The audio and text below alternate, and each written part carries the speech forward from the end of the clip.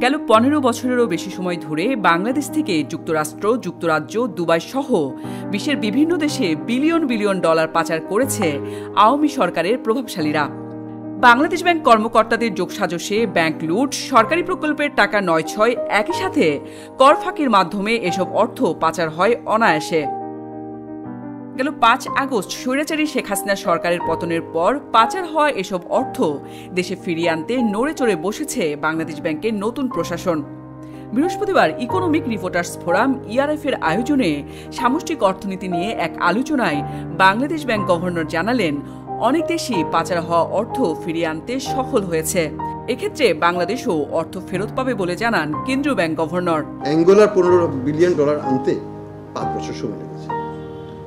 4 থেকে 5 বছরের নিচে কেউ পারে না, এটাই বাস্তবতা। কাজে আমরা 1 বছরে কতখানি করতে পারবো সেটা আমরা জানি না, কিন্তু আপনাদের কাছে আশা থাকবে যে পরবর্তী সরকার যেই আসুক না কেন তারা যেন প্রক্রিয়াটাকে ধরে রাখে, চলমান রাখে এবং আলটিমেট পয়েন্টে নিয়ে যায়। এখানে যেন কোনো রকমের পলিটিক্যাল কম্প্রোমাইজ না। এ সময় বাংলাদেশে জীবনযাত্রার খরচ সহনীয় পর্যায়ে আনা, আর্থিক খাতে সুশাসন প্রতিষ্ঠা ও বাংলাদেশ ব্যাংককে শক্তিশালী করাকে প্রধান এজেন্ডা বলে জানান তিনি।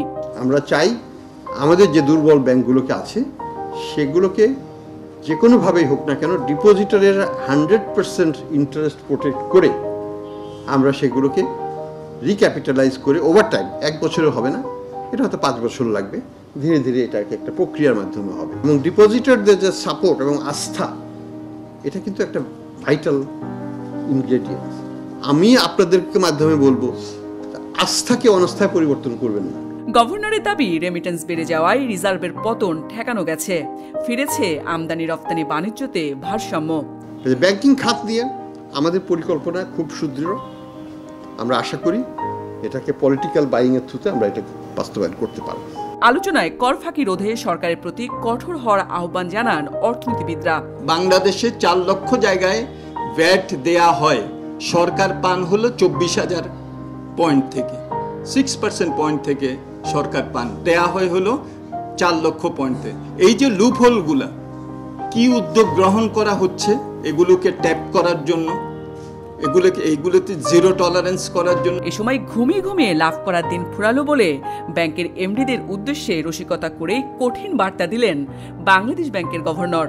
আমি একটু বলছিলাম যোগ করে, আমাদের এমডি সাহেবদের ঘুম নষ্ট হয়ে যাবে।